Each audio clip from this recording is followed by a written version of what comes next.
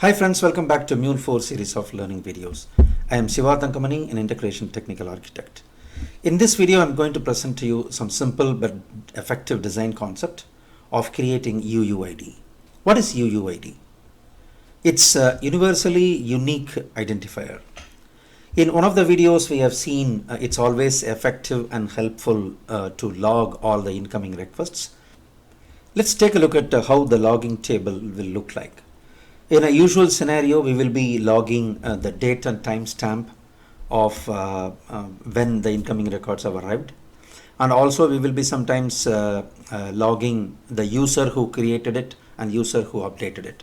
So that this is an audit trail, will leave a clear record of who updated it, what time, and then when. So, but one of the important field here is identifier. This is always sometimes needed to create this ID in a unique way.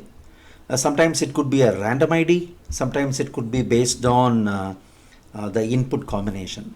For example, many times you will have the same request submitted again and again, or sometimes the unique key should always be based on the incoming records.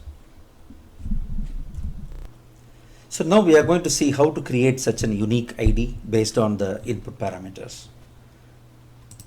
So the result is using SHA algorithm. So SHA is a secured hashing algorithm which is used to hash the text and internally to convert into some unique identifiers. Let's take a look at what this class contains. So the first line is message digest, which is basically used to convert the text into the hash value based on the given algorithm. So there are many algorithms, and for simplicity we are going to use this SHA algorithm now. So the first line is to create an instance of a message digest class. So the second line is used to basically reset the seed of message digest before it starts creating some hash.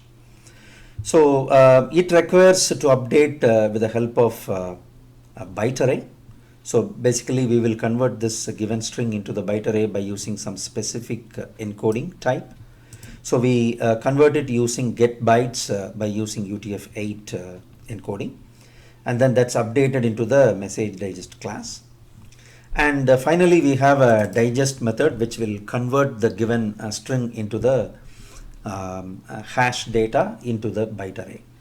So now we can use hash data and convert into the unique ID based on our actual requirements. Now I'm going to explain the important concept of this video. So based on this hash data, how are we going to arrive at actual UUID, which is unique, universally unique identifier? So the first technique is I have used two techniques. One is to find out the way in which the hashing is happening by using some specific radix, which we are going to explain. I have used the radix 34. We will see what it is in a few seconds. And the second type is to create a unique identifier only containing alphabetical characters.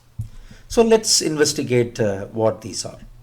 So these are the simple techniques syntactically, but logically these are effective ones, and it's up to individuals, architect, or the one who is going to design and design it based on some algorithm in such a way that they are unique and nobody else is going to crack it. So it's very important to design that way.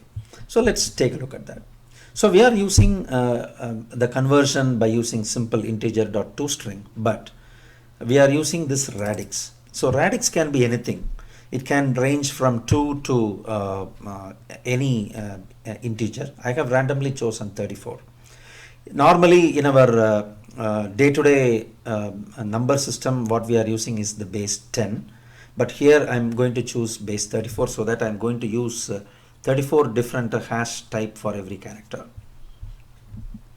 So, so I'm doing it by converting and then taking the character from the position 1. So basically it will give some random character. And the next one, I'm using a slightly different technique and manipulating in such a way that they are strictly alphabetical characters. How is it? So I'm using the hash code by finding the modulo of 26, so that it ranges between 1 to 26 based on number of characters available. And then I'm adding 65 so that the 26 characters can be uppercase alphabets from A to Z. So these are, you can do your own manipulation to arrive your own type of UUID that's required based on your use case. So these are the simple ones. Let's see how to use this to get this UUID. So I have a simple flow created already in MuleSoft, which contains HTTP listener and the set variable and the transformation. So in the transformation, we are going to use this Java class, this hash my string method, to convert the given input string into the UUID. And there is one more important design concept which you have to notice here. So we have specified the string not just randomly, but I am taking the use case where it has to be specified based on the given input data. See, I am combining the values user ID, username and phone number based on the input. Let's take a look at the input JSON. So I have several fields and there are 3 fields which I am going to consider mandatory and based on which I am going to create UUID, which is user ID, username and phone number. So why are we combining these data from the input fields? This is because I have the unique requirement that even in future, if there is the same set of inputs coming in, we might need to find out if the ID already exists or not, so that it always hashing to the identical values based on the given value. So that's the reason why we are choosing the string not just randomly, but choosing it from the input fields. So finally, we are doing the transformation based on importing this Java class. We have seen in one of the videos how to import this Java class. This is a simple syntax. You put Java exclamation symbol and then the fully qualified class name.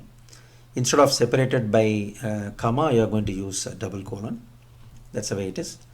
And I have a key in the response JSON field where I am doing the hashing by using this Java class which we have written. So let's run this and then see what the output is. So I have already run this, and then this is the output that we got. Let's run it again.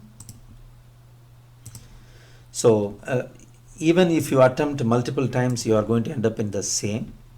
And also I have controlled the number of characters that I need. Let's go back to the class and see how number of characters is controlled.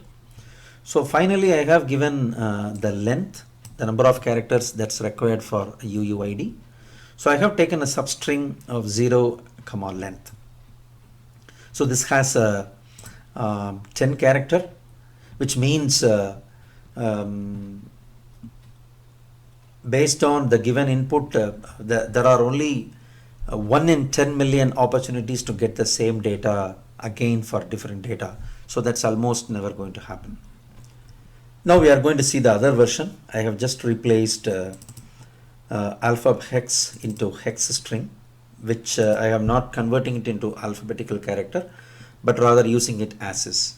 So let's go back and see how this looks like. So when I run it, it looks like it's a combination of alphabet and digits. So this is the way it looks. So that's it in this video, and hope you have found it useful and then interesting. So wherever you need to create unique identifiers, you can follow this technique. And if you have any other methods, you can feel free to share this so that other viewers can get benefited. So if you like this video, please click the like button and then subscribe my videos, and I'll come up with yet another good video. Thank you. Bye.